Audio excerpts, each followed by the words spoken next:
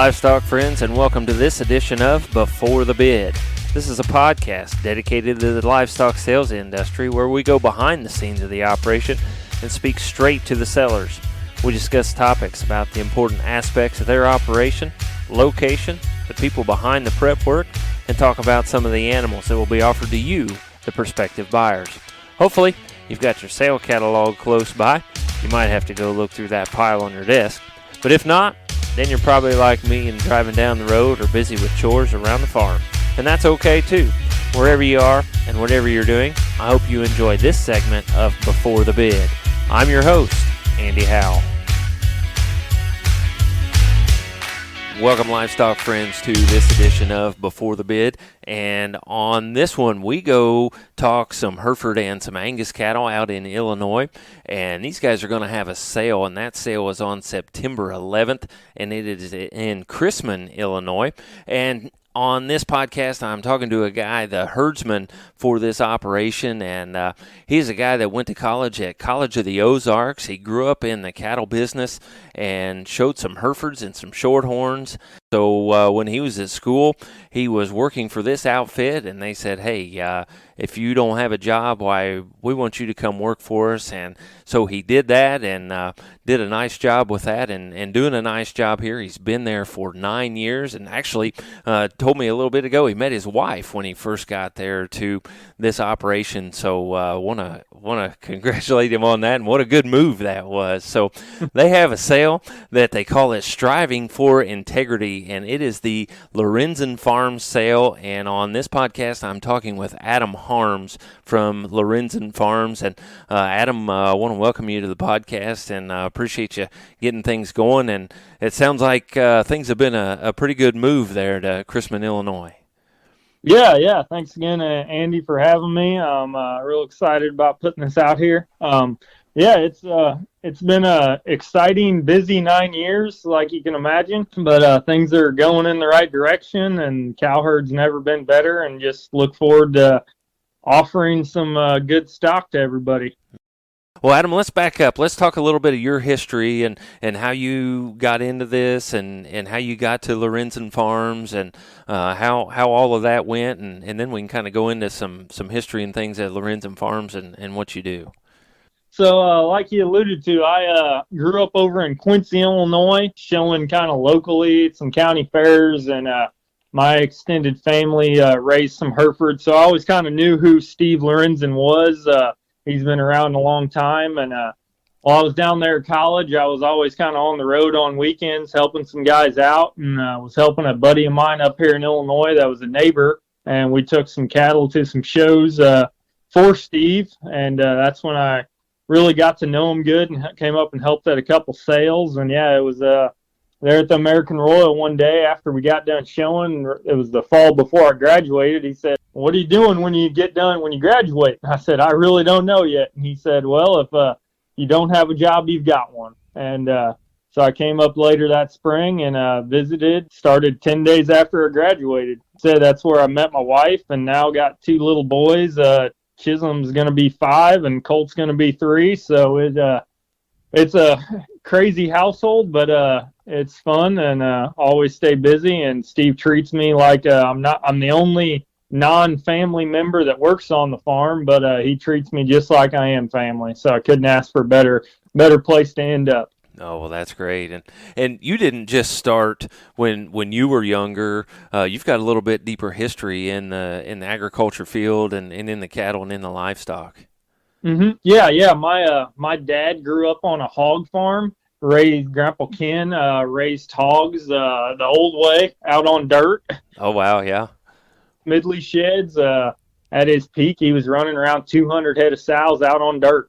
He always was up there every chance I got, but my mom's dad grew up just half a mile down the road from him, and they farmed a little bit and ran some commercial cows. Like I said, he grew up showing and raising Hereford cattle. And to go back even further, my mom's parents met while they were both showing at the Chicago International. Oh, wow.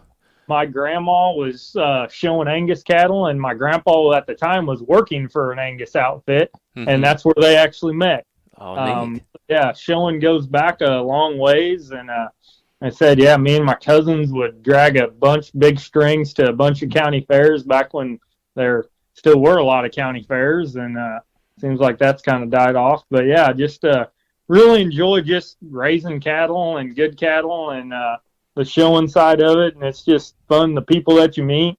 When I used to drive across Illinois and Iowa, you'd see all those little hog barns out there, and you said he raised them on dirt. Did he raise them out of those little hog Yep. barn sheds and got to drive them in there? Grandpa Ken had a row of a concrete slab that he had 100 Smidley sheds. Holy of cow. Orange huts. And that's what he farrowed in. That's what he weaned pigs in. And then as soon as those pigs were weaned, the sows went back out into huge just dirt lots. Oh, and wow. he had a concrete slab that he drove up and fed sows every day. And he fattened out. Eventually, towards the end, because he got out there in the mid-90s, late 90s is when he got out of the hog deal. But he did finally, the only confinement he ever had was he put up 3 hoop barns that he finally started fattening hogs out in. Oh, wow. But other than that, everything was out on dirt. So hard work just kind of comes through the family, right? Or hard workers, I guess, if he's doing that. Yep. Holy cow. Yeah, I don't know that I would. I have never met a man that has worked as hard as my grandpa Ken did raising all those hogs and the amount of water he hauled. And it's funny that my grandpa never once had a front wheel assist tractor. He never had a Ranger. He had a 4-wheel drive pickup, and that poor pickup did a lot. Whew, to see that many of them all in a row, that'd be a lot of work.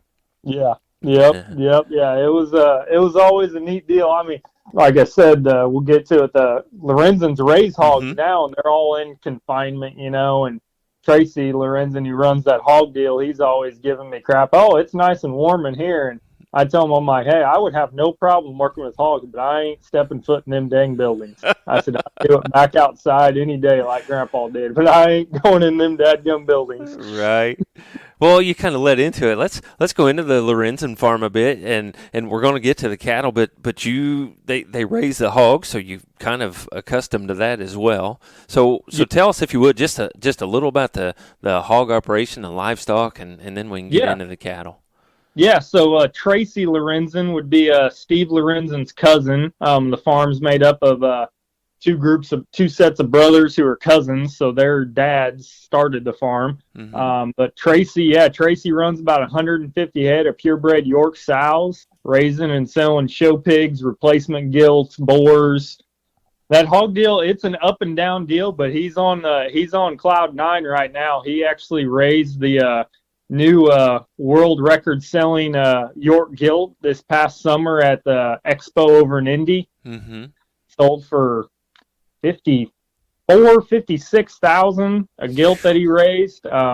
He had a heck of a run this summer. Sold a couple litter mates for a chunk of money. Sold a little litter mate boar for 30-some thousand. And oh, wow. So yeah, Tracy is very well known in the hog industry. I've been to National Western in Denver, standing in next to our stalls, and somebody walked up and said, "I didn't know Lorenzens had cattle." Tracy, everybody knows Tracy. Like, it seems like everybody knows who Tracy is. So, yeah, Tracy's got that deal going. It's going really good, and so yeah, we're pretty diverse when it comes to that. And then we're farming about 5,500 acres of row crop. So they got a big farm crew, and I'm lucky enough I don't have to do too much in the spring, but in the fall here I'll sit in a semi for a couple weeks, when I need to, hauling some grain. And I tell everybody I might live in Illinois, but I'm more of a cowboy than a plowboy. Right. So I try to stick to the cows as much as possible. Right. Well, that sounds good. That's kind of the way I'd like to do it too, I guess. So now, are they just corn and beans? Do they have anything else that they're? Yeah, it's mainly corn and beans. They do a little bit of wheat just for the straw for the cattle, and then so we have a place to haul hog manure in the summertime. Okay. So maybe 100 acres of wheat a year, not much, just enough to have a place to pump some hog manure and get some straw for the cattle. And other than that, it's corn and beans, and we'll chop a bunch of silage for cow feed. And then I think there's probably 500 acres of hay ground too that we've got for all the hay for the cows. Mm-hmm. So, yep. Now, do you get into the haying at all? Yep, I'll get in on some haying when we need to. Steve's boy Robert kind of helps out. He's the floater, I always call it. He helps out up at the hog barns every morning, and of an afternoon here in the summertime, he's usually one in the baler. Mm-hmm. And so if he can't be in it, then I'll hop in it if I need to. But yeah, he's Rob's kind of the head hay guy. Okay. Well, guys, believe it or not, Lorenzen has cattle. Yep, we do. And they have some Hereford and Angus cattle. And Steve, man, he sounds like a heck of a guy that really has built a thing and really not just recently, but a lot of deep history in the cattle operation and in the cattle field. Steve's had cattle in his name ever since he was, I think, 10 years old. His dad had Hereford cattle clear back when they started the farm in 1948. And then when Steve kind of got old enough and started taking over, they've had registered cattle since the early 60s. We're running up over 250 head of mama cows right now, about 200 head of Hereford cows and 50, 60 head of Angus cows. Steve's been in it a long time. He's had a lot of ups and downs, but back then he's always kind of had a passion for the showing side of things, and he was lucky enough there in the mid to late 80s and early 90s. Heck, they won junior nationals several times. Steve's daughters and son had some junior national winners, multiple state fair winners back when you could hit several state fairs in a year. Steve would go from Wisconsin to Indianapolis to Illinois to Kentucky. I mean, you could hit all those state fairs, boom, boom, boom, boom, and now they're kind of all on top of each other. But yeah, so he's had a real deep run in this thing, and we were lucky enough. I didn't even tell you that we were lucky enough this year to get awarded through the Illinois Beef Association. We were the 2021 Seed Stock Breeder of the Year. Yeah. This year, so that was a really neat deal for Steve. Steve spent his life developing this herd, and it's just an honor that he put trust in a young guy right out of college to come help him and to learn from him and kind of take over and do some things. We talk every day, but pretty well kind of lets me do my thing, and we talk about some bigger decisions, but he kind of said, hey, here it is, and let's run with it, and so it's been great to learn from him every day. You consider him one of the best cowmen in the country. He's very well known, very well respected. He's one of those guys that handshake and you can guarantee it's going to happen, and that's why we kind of came up with the name Striving for Integrity. And then Steve gives me crap when I came up with that name last year. He's like, well, I thought I already had integrity. I didn't think we were still striving for it. Right. But no, that's just kind of the backbone of the operation. He's just integrity and hard work, and he's worked so hard his whole life to get this deal to where it's at, and it's just an honor to be able to keep taking it on. Kind of talked about it a little earlier too, but why did he need an Adam Harms to come in? Yeah, he's just so busy. Steve's kind of the head of the whole operation, so he does the bookwork for the farming side of things, for the cattle side, for the hog side. I mean, he's just so busy. And before me, his brother was in on the operation, and his brother was kind of the one that was kind of doing the rodent stuff and working on some cattle. And then with some things, he had to step aside. So he really, it'd probably been 10 years or so, he just never really had somebody to solely take over it. His grandsons were young and are finally getting of age where they're starting to get out of school and stuff and taking an interest. But he was just so busy that when you're farming that much ground and got all the hay in and stuff, it's funny. So the first time he won junior nationals, when his daughter won junior nationals the first time, Steve wasn't even there. Oh, wow. Because Steve had to be home taking care of the farm. Oh, wow. So he wasn't even present when his daughter won her very first junior nationals. And that just shows you just how busy things are around here. And so he just needed some help getting some stuff done. And so that's what it's been great to work with him side by side. Like I said, I'm the only non-family member, but he sure treats me like I am family. Mm-hmm. Well, that's great. Oh, I missed the first one.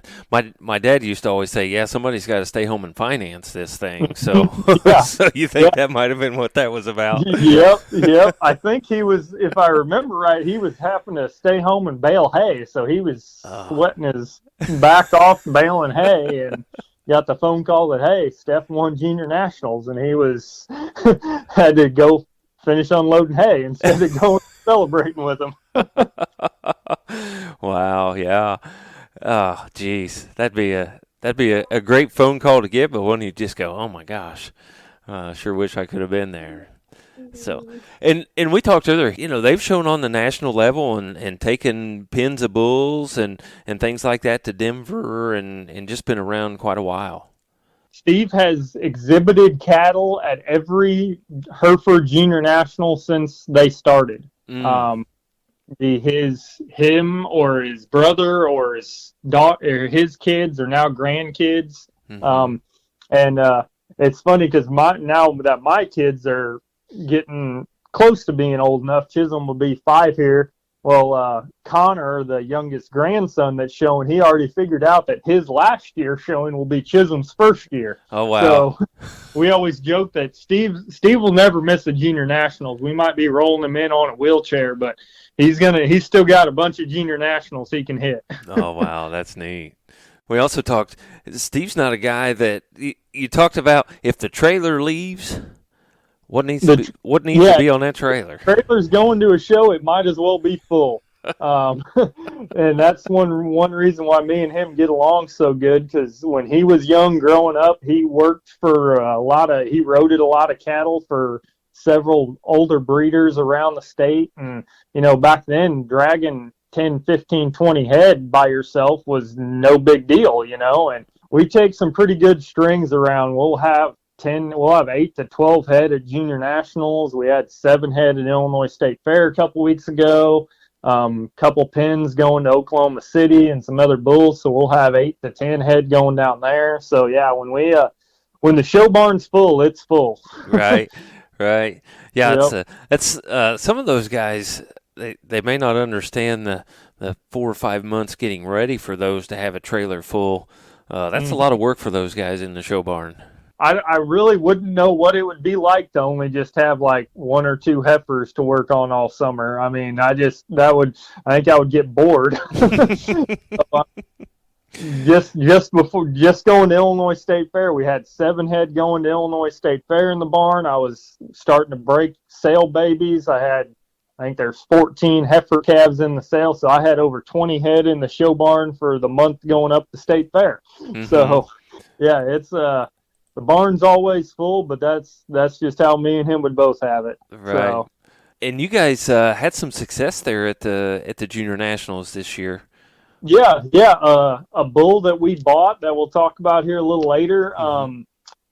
Daughter of his was won her division and was reserve bred known heifer for the people that we bought the bull from. And then a bull that we took that we'll again talk about here in a little bit. He's had a heck of a good summer. He was reserve division behind the bull that was reserve champion overall. Same bull was reserve champion at the Indiana State Preview Show, and then just a week or so ago was reserve champion at Illinois State Fair. So yeah, we've had a good summer. You weren't just reserve this year, right? Yeah, that's I'm stuck in the rut, but I guess it's the good rut to be stuck in. We've had a reserve champion bull at the Illinois State Fair the last 4 years in a row. Right. So remember it would have been in 2017, 18, 19, and then we didn't have one last year, but 21. So yeah, 4 years in a row we've had reserve champion bull. And with that trailer load, you guys show quite a few pins and carloads and things like that. Yeah. We when I first started, we were just taking hill cattle out to Denver, and my first experiences was with Denver was down in the yards, helping guys on some carloads and some pens down in the yards. And I told Steve, I was like, I think we've got the kind of cattle that would just work down there in the yards and get some new customers. So yeah, we've taken pens of heifers or a pen of bulls ever since 2016. We've been fortunate enough, every pen of heifers we've ever taken have gotten a piece of a division, either reserved or champion division in their pen, in the pen show. We just this past year in Oklahoma City had champion spring pen of heifers. So yeah, we've had some success out there, and so that's worked out really good, where we take a pen of heifers or a pen of bulls, and then maybe another bull or two prospects to show in the open show, like on the hill. We've had several class winners in the bull show up on the hill in Denver those years. And so yeah, the National Western, Oklahoma City have all been very good marketing points for us to get out of the state and out of the Midwest and stack up our cattle with the best ranches in the country. And that's been a really good opportunity for us. Right. And I want to get to one of the neatest things to me here a little bit later about this show cattle deal and about your cow operation. But sales, to go along with all the showing, sales are not brand new to this operation. Like I said, Steve's been having a production sale on the farm since the early 70s, late 60s. I remember last year when we started it back, we kind of had about a 5-year downtime. After I got here, we decided, hey, let's kind of take a break and get the herd kind of reorganized and stuff. But yeah, back there in the 80s, he was selling some really dang good heifers right off this farm. Had a sale, and because I remember last year when we went to I was like, well, Steve, we got to have a sale block. And he was like, oh, heck, I got one. And sure enough, sitting up in the rafters of the old show barn was a sale block. And so we dug it out and hosed it off and put a fresh coat of paint on it. And he said he was pretty sure that sale block got put up there 18 years ago. Oh, wow. And we dug it out and started using it again. Conservative, right? Yep. Oh, well, that's neat. Yeah, and it's got the history. You know, how many good cattle and high dollar cattle have sold sold in front of that block? Because you were telling me in the 80s. I mean, in the 80s we weren't selling. You know, you guys weren't selling $1,500, $2,000 cattle. Yeah, back there in the 80s and stuff, he was selling $8,000, $9,000, $10,000 heifers off this farm. Like I said, we're there when he was really going hot and winning a lot of shows, winning a lot of junior nationals. Yeah, he was one of the hot spots in the country. He was selling some darn good ones for some good money off this place. Mm-hmm. And then he brings Adam in, and then we kind of take a break from the sales and things like that, and that kind of gets me into what's so neat about your cow herd. What do you think? What are some of the goals of your cow herd, and what do you guys look for and look at, and then how does that kind of go into the show cattle? Yeah, so our kind of cow mentality is first off, for being in the state of Illinois, we still got to be able to look at them. Steve's like, he can have the best herd on paper, but he likes to look at good cattle. Mm-hmm. And we both like just stouter cattle, functional cattle, big-footed, big-legged. Udder quality is super important. We sort on udders really, really hard. So, and with where we're at, we don't really have much of a bull market. Mm-hmm. I mean, in East Central Illinois, this spring was a tremendous year. I sold 15 head of bulls this spring, mm-hmm. which is unheard of for being in East Central Illinois, because there's just not the cattle. Right. So, but we strive to really make those females that'll work for any sector. I like making females that those guys in Illinois or in the Midwest can take and breed to a bull and get a wicked good show heifer. Or you like those cattle that you can breed to the stout guy and make some herd bulls. And, so we try to kind of stay really centered on how we raise and what we breed for. We don't breed for show, but mm-hmm. if they end up being able to show, that's just a bonus to us. We try to make good functional stout cows first, and if they can show, then that's just a bonus to us.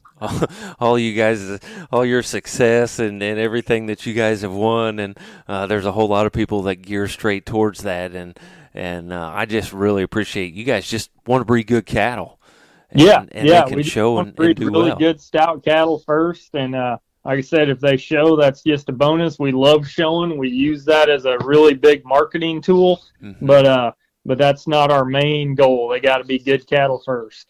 Right, and I guess is the plan to continue on in the next several years? Is that the plan? Just keep gearing towards that, and doing the same. Yep, that's kind of what our main goal is, just to kind of keep that good, stout, functional cow herd going. And like I said, when we talked earlier, when it comes to trying to decide what to sell, that can somewhat be a struggle between the boss man and herdsman, sometimes. So we finally decided that to best suit our customers and stuff, we sell every 5-year-old cow every year. So that gives us an opportunity to get a replacement for that cow. But then those cows have been cold hard for the first 3 years, and so Steve calls it the sale of the survivors. They've been cold through. We know they work, and they're still right there in the prime of their life. A lot of the cows we're selling, their mothers would still be around. Sometimes their grandmothers would still be around. A couple of years ago, the average age of this cow herd had to be close to 8+. Oh, wow. We've still got a couple 13, 14-year-old cows running around doing their thing, and they're doing it awesome. So, yeah, longevity is a big part of our deal, too. So, yeah, that's just kind of what we strive for, and want cattle that are going to go on and work for the new owner and work for a long time. Right. So we're not selling the leftover 5-year-olds that we don't, these are still kind of here, but we're not really wanting those anymore. You guys are selling the top 5-year-olds because all the 5-year-olds are offered. Is that right? Yep, that's right. We last year, I'm not gonna lie, last year Steve's held a couple back on me, and this year I said, nope, we're not gonna do it. Everyone is gonna sell. I said, if you want something more out of that one, we'll keep a flush on her, or we work with a really good. Our vet does a tremendous job at flush, and I said I can work with Doc Brittany, and we'll get them flushed before the sale. But every 5-year-old on the place, every Hereford 5-year-old in our inventory is in this sale. Wow. Well, that's a great offering, and the way you guys have called them down and made sure that they're the best 5, and I'm gonna offer all those. That's saying a lot of integrity right there in that. Yeah, yep, and that's kind of what we're shooting for. Well, that's a great offering, and you kind of came up with that, right?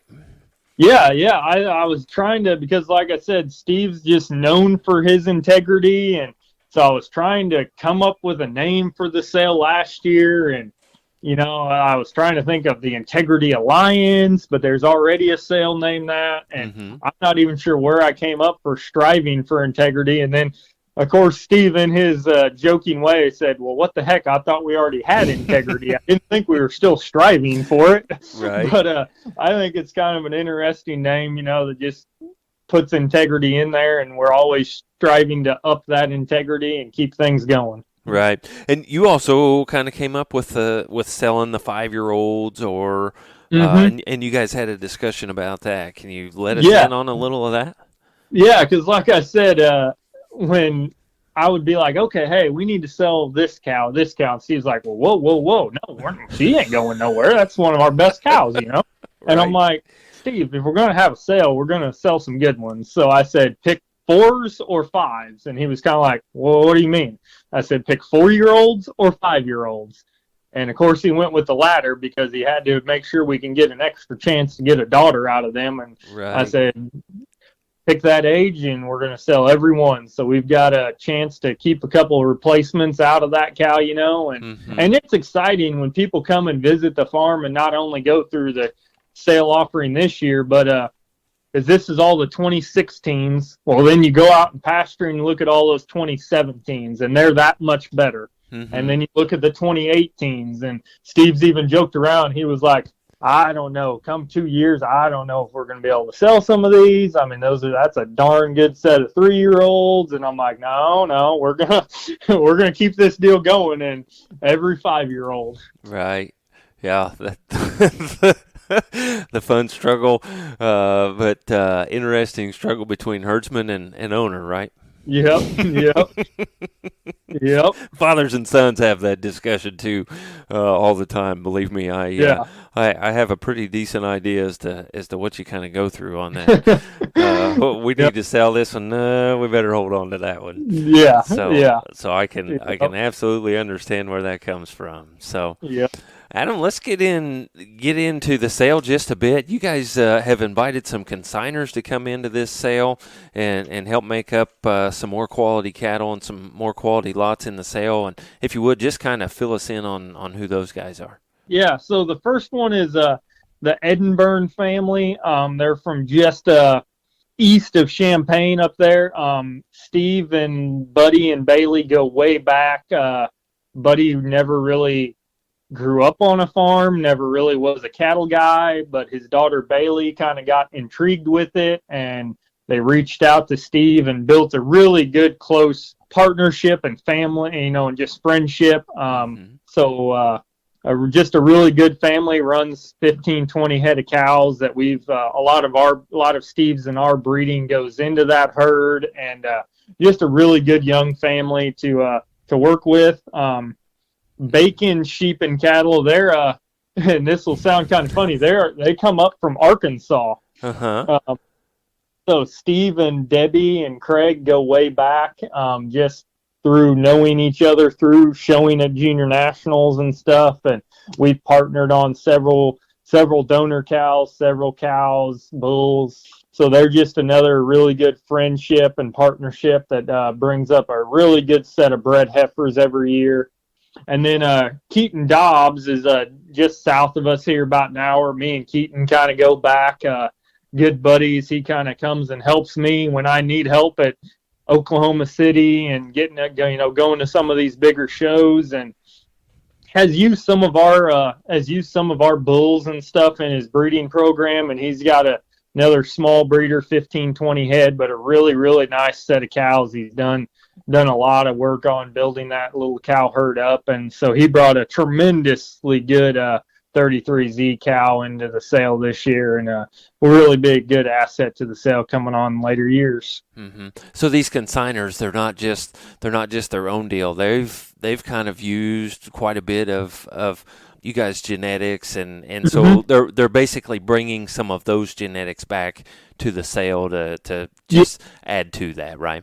Yep. Exactly. Yeah, they've all kind of, a lot of stuff will go back to LF breeding, and like I said, just the friendship and the partnership that they've had, and they're really good breeders in their own right. And yeah, they just kind of bring some stuff that kind of follows along our same line of what we try to sell, and just offer some different ages. Bacon's bring up a really good set of bred heifers. Edinburgh's got a couple really nice bred heifers, and Keaton's got a good young cow, because just not everybody, you get those customers that are looking for some bred heifers. And like I said, we don't really part with any breds. We always keep back all of our bred heifers. So that was just a way to get a different age group, but follow along the same breeding philosophy to the sale. Right. Well, that's an excellent thought. So, Adam, if they're listening to this and they may not have a catalog in hand, where can they go and find this catalog as we go through these cattle? If they're not watching the podcast video,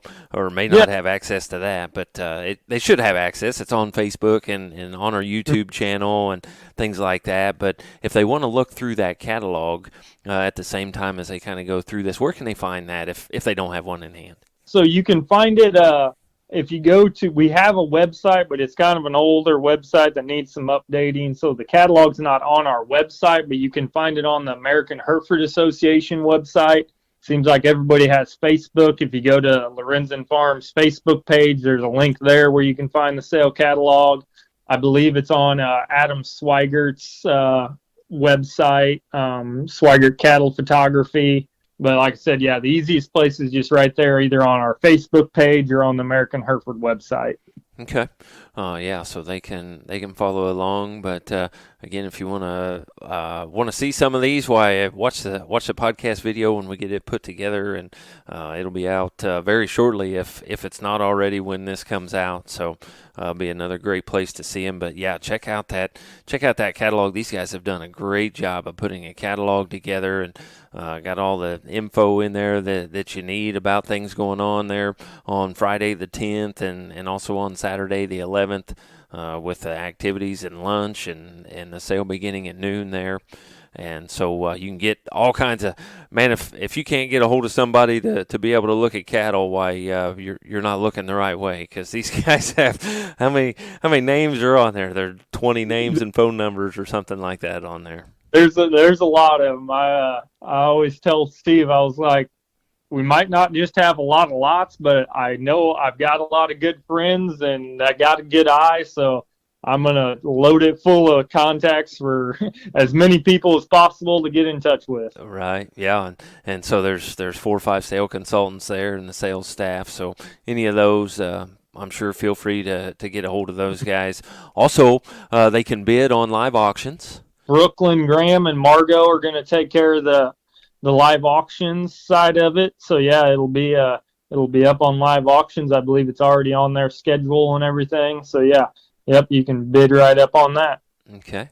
Well, that sounds awesome. Well, Adam, we've picked out a couple lots that you wanted to talk about, and so if you're ready, let's just get right into those.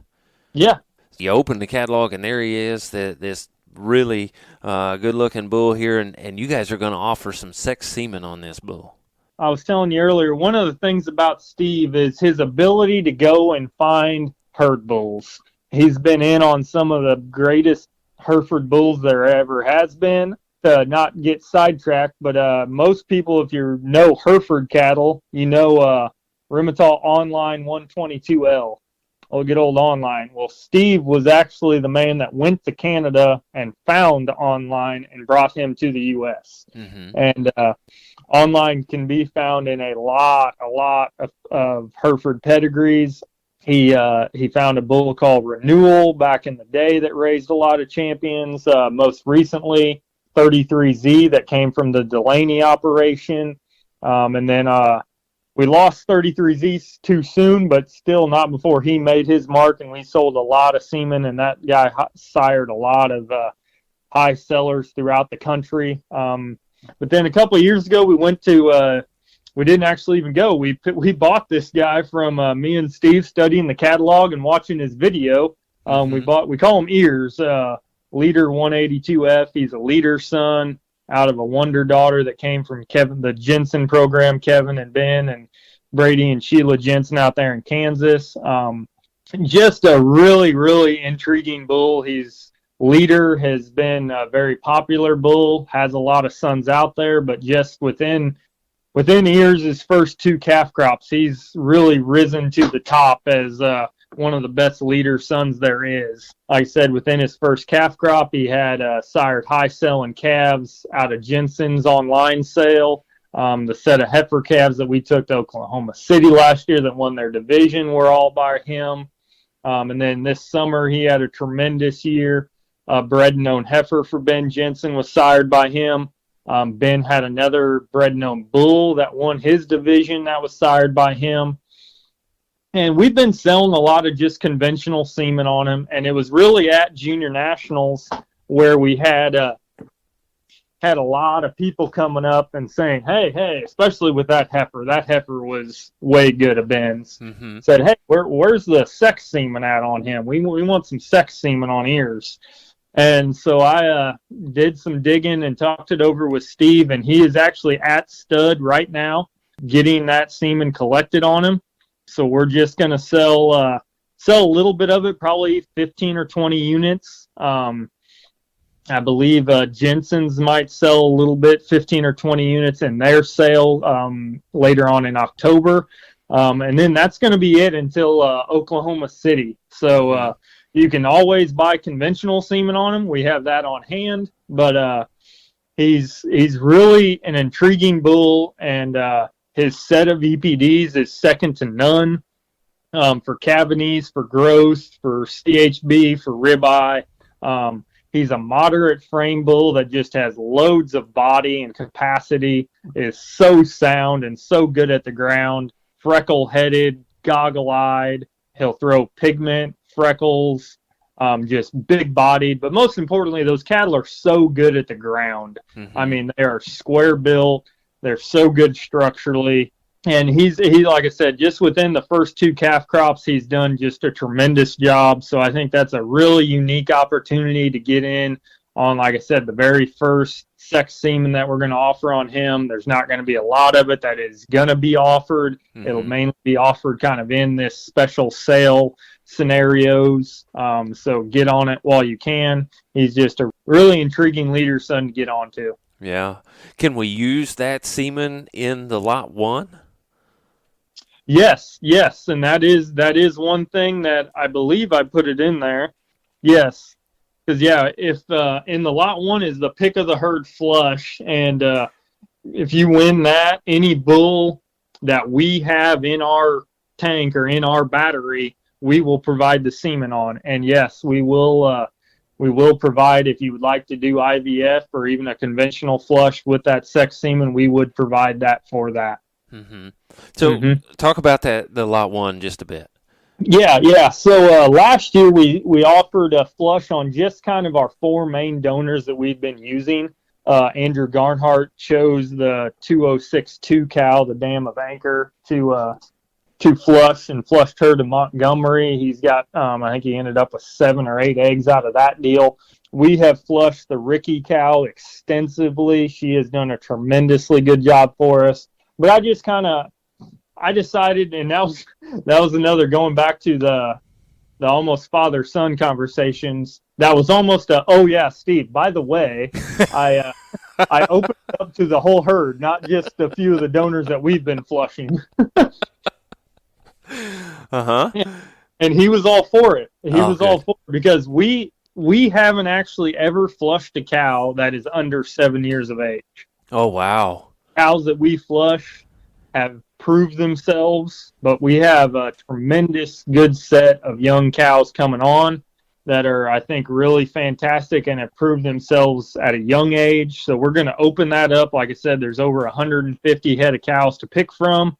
I think it's just a really unique opportunity.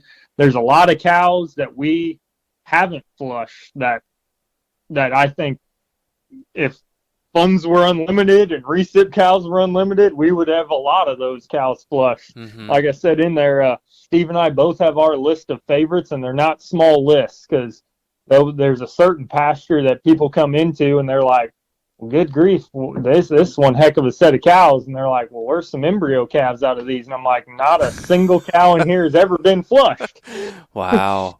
So it'd be a really unique opportunity to go into, like I said, one of the larger herds in the Midwest, one of the older herds in the Midwest, and really get in on what could be kind of the groundbreaking floor of some young cows or some good old tried and true ones. Right. That may cost you a day or two with somebody coming out there and looking at all those and looking through the paperwork and trying to figure out what they want to do. Yep, but heck, I wouldn't have a problem with that. I tell people all the time, I was like, if you really, really want to get through this cow herd, it's going to take a day, and I always joke, a case of beer. But yeah. But I gladly drop whatever I'm doing to go show people cows and talk cows with them. It's a fun herd to go through. The amount of daughters and granddaughters and granddams and the cow families that we have lined up with a herd this size, I can go show you brothers, sisters, mom, grandma.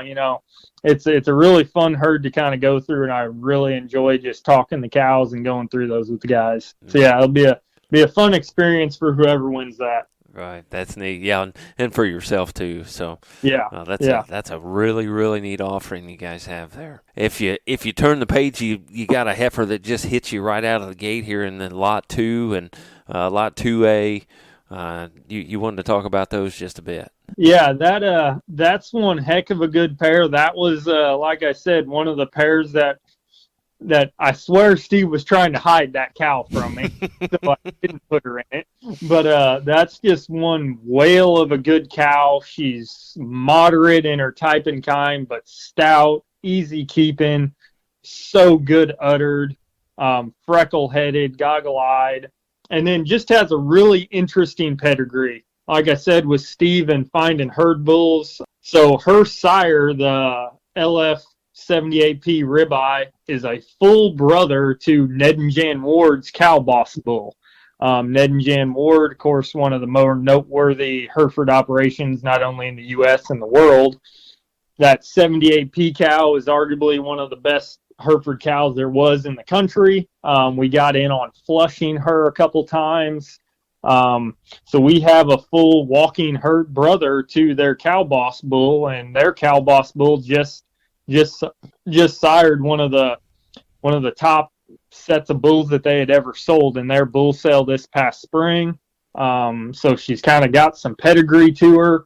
On the bottom side, goes back to some really, is LF bred true and true on the very bottom side. Mm-hmm. But again, like I said, just a really interesting, moderate framed, super producing cow. Her first daughter is in herd. Her second calf was a herd bull over in the state of Indiana for the Duncan family. She's just done a whale of a job. And yeah, that 2A heifer calf is a special one. For as cool looking as she is, her pedigree doesn't scream that look or anything really, because she actually has 2 shots of that 78P cow in her, on the sire and the dam side. But that heifer calf is long as a freight train, is big, stout hipped, big topped, wicked good fronted, pigmented upright. It's redneck, red to the ground. That one's going to be a really fun one that somebody could grab a hold of and show. But most importantly, that one is going to be one whale of a cow when you get her into production. She will be a future donor, I'm most certain, for somebody. That's just a really, really special pair and really good place to start. Yeah. And like I said, you turn that page and man, she just hits you like a freight train. Yeah, she's as good a looking as you could ask for. She's gonna have plenty of body. She's so long. From her pole to her tailhead, she's a mile long, sound as a cat, that really cool color. And if you are wanting to show, she's got a wicked cool hair coat on her. She's got that perfect straight hair that just pops. And so, yeah, she'll be a lot of fun come next summer for somebody. And then, like I said, more importantly, down the road. Well, that's awesome. And then we don't go backwards too much here with the Lot 3. Yeah. The Lot 3 is actually goes back to the same cow family as the Lot 2. The 0125 donor cow would be the dam to the Lot 3 cow. We flushed her to 33Z. Again, like a bull that I said, has done just worlds of good. Udder quality is second to none in those daughters. This cow is a full brother to her. We sold Missouri State and Jernigan Ranch over in Missouri. Has just done a phenomenal job. But her first calf was a bull that we took to Denver in a pen. He is working at a herd down in Arkansas. Mr. Schmigelo down there sends me calf reports every year about how good those cattle are out of her first daughter or her first son. And then we're actually using an anchor son out of her to in herd really, really hard. He covered our best group of replacement heifers this year. That cow just is is stout, is long, good fronted, good EPD profile, and just immaculate udder quality. The udder quality is just unbelievable on that cow. Mating her to ears, the 182F bull, was one of my really favorite ones. We really think a lot of that heifer calf. She has made leaps and bounds even since picture day. When we get ready to video here on September 1st, you'll see what I'm talking about. That calf has just come on, got loads of body, great fronted, super, super sound, and even a better EPD profile. And like I talked, she is the first of the heifers that we're going to keep back and take to Oklahoma City in January. I think that just speaks for how much we think of some of these heifer calves, that we're wanting to even retain some of them and take them to Oklahoma City for their new owner, and free of charge. We'll take them and down there and exhibit them in a pen, and she'll be right up there fighting for that leadoff heifer position. I guarantee you that one's coming on like crazy.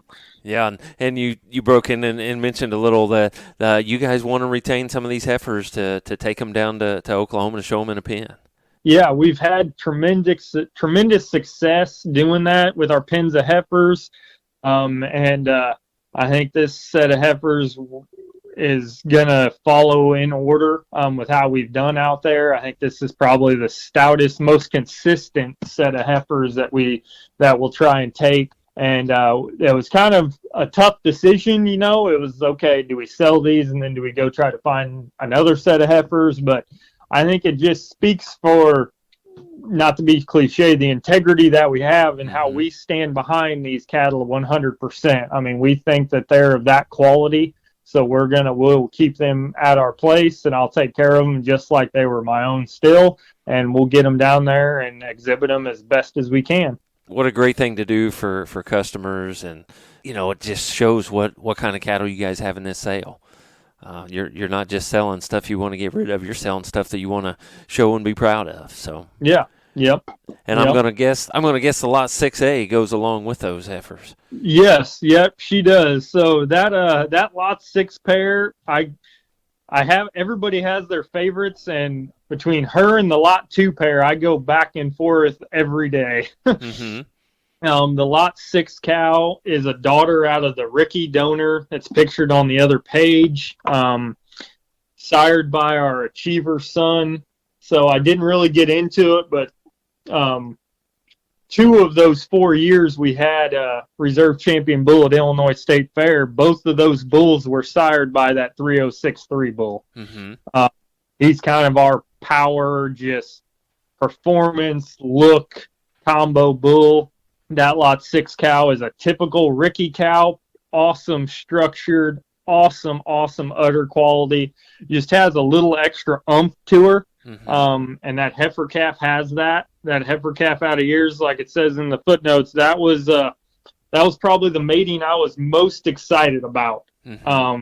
Because I just knew, having seen some calves out of ears, that combo was really going to work, and it did.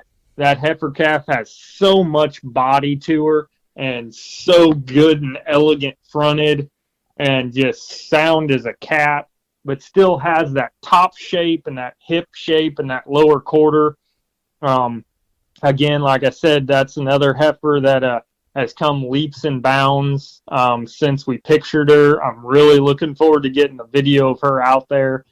Like I said, that's just another one that I'm really, really excited about. And I can mention, having 2 little boys, that heifer calf is a puppy dog. Mm-hmm. Kism, my 4-year-old, leads her around the show barn. Oh, wow. That's awesome. How's he going to feel about when she sells then? Well, I guess she'll get to stay around, won't she? Yeah. She at least she'll get to stick around for a little while. He was asking that the other night while we were out there kicking out heifers. He was like, well, what are all these cows doing here? I said, well, they're in our sale. And he said, huh? I'm like, yeah, they're going in the sale. And he was, what? Why? So the hard lesson for youngsters, right? Yep. I have one of those myself, and getting rid of some of those and some of those steers and that sort of thing. It's a little rough on them. Yep. Let's skip over a little and talk about this lot 14. She's kind of hidden there on page 10, because you go to 12 and you go to 13, and 14 is down there on page 10. Yeah, so 14, we didn't get her picture just because she was so young. Mm-hmm. So she's a little May embryo calf. So when we went up to a good buddy of mine, Travis Pierce, up in Wisconsin, heck, we went up there in 15 or 16, I believe it was, and saw this JWoww cow of his, and we were just like floored with that cow. That cow was just unbelievably good, and a 109 Catapult 109 daughter of hers went on to be grand champion heifer at the 2018 American Royal. Mm-hmm. Well, before that even happened, we had already bought some full sib embryos to that cow, Mm-hmm. to this heifer. And to be honest, I almost even forgot about them. I didn't even realize that we had put one of those embryos in, and we have a 2017 model of that. That's a full sister to that heifer that won. Mm-hmm. And she is just unbelievably good. And then I was like, this past year when we were putting eggs in, I was like, well, heck, I got 2 of those left. I better put those back in. Right. And we ended up with this little May heifer calf. Like I said, she's young. She is actually on a 2-year-old recip cow. We put those eggs in a virgin heifer. But she's doing a really good job. She is really coming on. That heifer is so stout, so good fronted. Tons of body to her. I mean, that heifer is really going to be intriguing and fun. All she needs is just time and feed. Mm-hmm. Is one of the younger heifers in the sale, but that's just a really, really intriguing deal. When I even called Travis and told him, I said, hey, I need a picture of that cow, that heifer that won. And he was like, what for? And I said, well, we bought those embryos that are full sibs to that one. He's like, you didn't put all those in yet? Well, now I have. I said, we got a little baby to her, that's a full sister. And Right. he even made me feel even better. So that 2018 champion, he said some of his best calves this year are out of her. Oh, wow. So that cow is really, that pedigree, and that has really worked really good. And that's just kind of an interesting, not any of our breeding, but one breeding that we stand behind and has really, really worked good for a lot of people. Mm-hmm. So that's just a really exciting calf to have in the sale. Just make sure you don't miss her. She is kind of down there on the bottom of that page 10, so so don't miss that one. The lot 15 also in the Hereford division. Yeah. So I alluded to it earlier. We had a really good bull that had a heck of a summer showing. So this lot 15 is a maternal sister to that bull that we had that was reserved at a couple shows, reserve division at Junior Nationals. And I'll be the first to say it. You walk into a pen, you probably wouldn't pick her out. Mm-hmm. But that girl can flat raise them. Mm-hmm. So the daughter that is pictured in that was her first calf. She was a member of the champion division pen of heifers we had out at Denver. That daughter went on to be the high-selling heifer in the sale last year to the Krutzer family down there by Effingham. That cow is so good uddered, so smooth-bodied, so smooth-shouldered, big-bodied, super sound, and to me, the even bonus is, like I said, she's a maternal brother to that bull, but she's bred to Screenshot, which that bull was a Screenshot. Oh, wow. So inside her will be a 3/4 sib to that bull that has been so popular for us. Oh, wow. That's just one that I really, really think, like I said, when people get there, they might be like, huh? But as she starts to bag up when she gets closer to calving, the udder on her is just unbelievable, and that girl can just flat raise one. Mm-hmm. We took her fall calf from this past from 2020. We took to State Fair, won his class at the Illinois State Fair. Like I said, that girl can just raise them. Right. She does a tremendous job, and that's going to be one whale of a buy for somebody. That's always neat when those cows can do that. Mm-hmm. You go show them, hey, this is her mother, and they're like, really? Yeah, like I said, you wouldn't necessarily pick her out, right. But if udder quality is your thing, and so that bull that we did so good with, we have a full sister that's just a fall calf to him, mm-hmm. who would be another maternal sister to her. She was very, very popular in our string at State Fair. So that cow, that 4111 cow, her mother is, again, one of those really good cows that I said has never been flushed. That would be at the top of my list for the lot 1 pick of the herd flush. Right. and never has been, but hopefully will be soon, because that 4111 cow, like I said, goes back a long, long ways. LF bred on the bottom side and is just a tremendous cow. Another really neat offering. And so we haven't talked much about the Angus cattle, but you guys are going to offer some Angus cattle as well in this sale. Steve likes to say the Angus herd is kind of our hidden secret. Steve's had Angus cows for going on 40 years. Oh, wow. Started that herd. He never once looked at a pedigree. He never once looked at an EPD. He went and found stout, big-bodied, big-legged, good-footed, functional Angus cows, and he just started gathering them up. So the very bottom side of a lot of these pedigrees are kind of unknowns to a lot of people. What I did there several years ago was went and bred that older basic cows to some newer bulls. So there's several Insight daughters that are just super good uddered, super good looking, but have that extra stoutness, extra power to them. The Lot 32 cow, her mother we bought from the Lemonager family, from Chuck and Luke Lemonager. Again, just kind of follows on. When we go and buy Angus cattle, we really still don't look at pedigree a whole lot. We look at the cattle. And that B53 cow is just a powerhouse, sired by a full brother to first class out of a Northern Improvement. For an Insight, she is perfect uddered. The bull that's the sire to the 32A cow is a bull that we raised. Again, kind of the same line, so has a little bit of pedigree in there, is out of a style daughter, but then goes back kind of old school. So goes back to Sagahatchee, and then that Rosetta R306 was a 004 daughter. So kind of goes back to that power and mass on the side of things, and that 5120 of the style up bull has done just a whale of a job for us. Those cattle are super stout, big hipped, big legged, just pack on the pounds, just a really kind of has some known pedigree, but then some kind of not so known that we kind of tried to mesh and has worked really, really good. And that 32A heifer calf is big topped, big legged, really good looking, long as a freight train.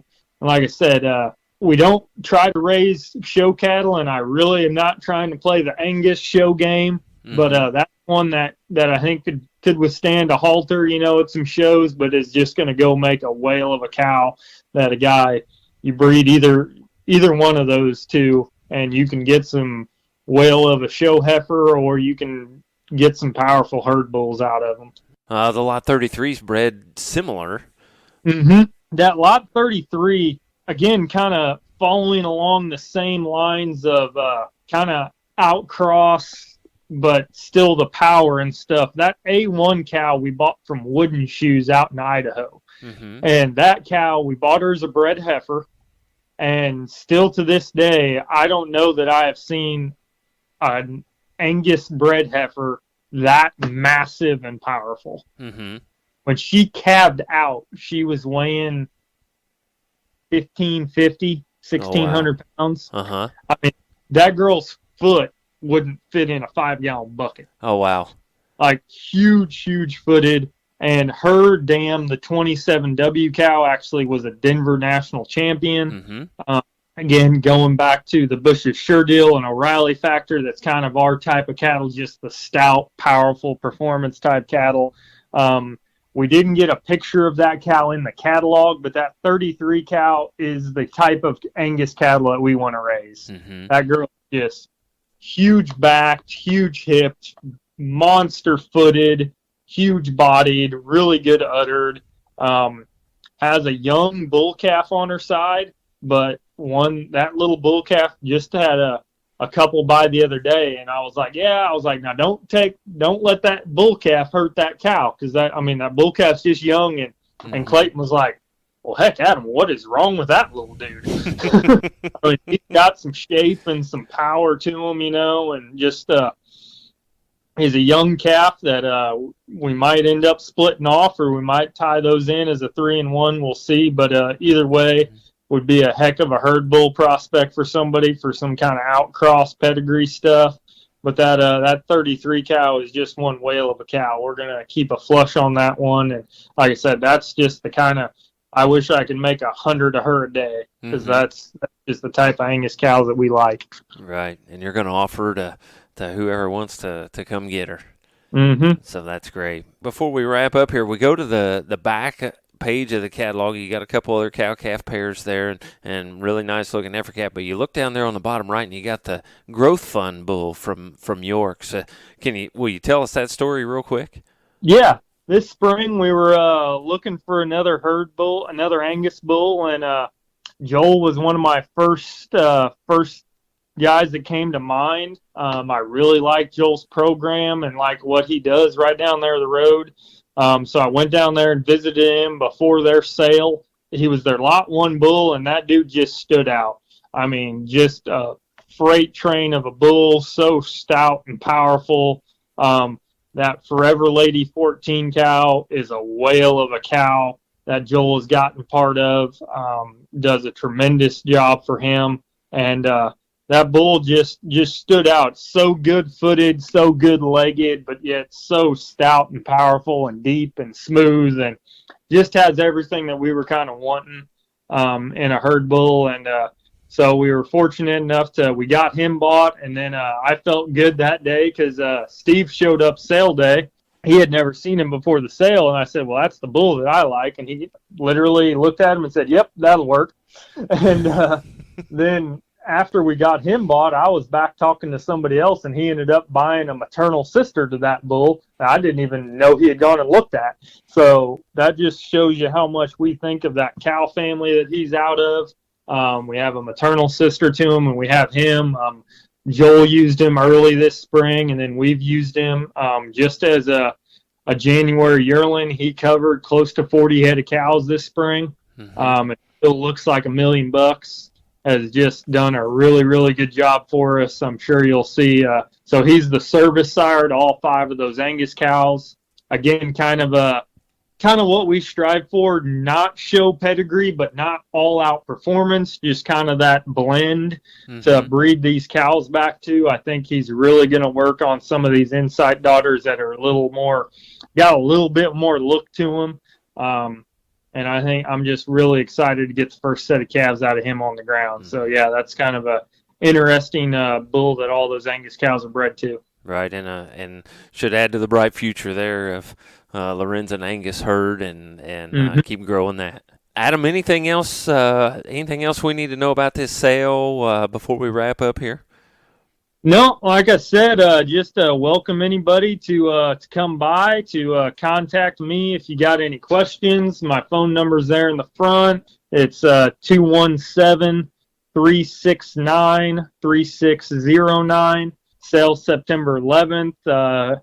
You're more than welcome to contact me and swing by anytime before the sale. The lunch will be unbelievably good. Justin and Hannah Spittler provide the lunch. It'll be some amazing brisket for lunch. So swing by and have lunch, and just look forward to seeing everybody at the sale. And if you got any questions, like I said, feel free to contact me. Right, and right there in Chrisman, Illinois. Where is Chrisman? Get us there. Yep. So we're about 5 miles from the Indiana line, right off of US 36. Okay. So about dead center of the state. US 36 runs right in between 70 and 74. So we're about 20 miles from each of those, just 5 miles from the Indiana line. Real easy to get to. The Route 136 intersection, a few miles south and a mile back east. And so real easy to get to. Like I said, not far off of either interstate or right off of 36. Yeah, that's about 5 hours from the house. So shoot, I'm going to get Brandy up there, and we'll come have some brisket and see some good Herefords and Angus. Yeah. Be glad to have you. Well, Adam, man, I appreciate you responding to Brandy and getting this thing put together, and want to wish you luck there on the Striving for Integrity sale on September 11th right there at the farm, Chrisman, Illinois. And again, guys, go check the catalog out if you want to get somebody to get a second eye on these, or a third or a 15th eye on these even. These guys are there and available, and you can bid on them there on live auctions. Do that, and again, get a hold of Adam. And Adam, man, appreciate it very much, and want to wish you luck on the sale. Yep, I thank you again, Andy. All right, well, thank you, and we want to thank you for listening to another edition of Before the Bid podcast. Thank you for tuning in to this edition of Before the Bid. For more information and to learn more about upcoming podcasts and sales, visit us at beforethebid.podbean.com or Facebook, Twitter, YouTube, and Instagram pages. For information on being a guest on Before the Bid, please email us at beforethebid@gmail.com or one of our social media pages. Remember, that's beforethebid@gmail.com. Happy sales to you, and we will talk to you next time on Before the Bid.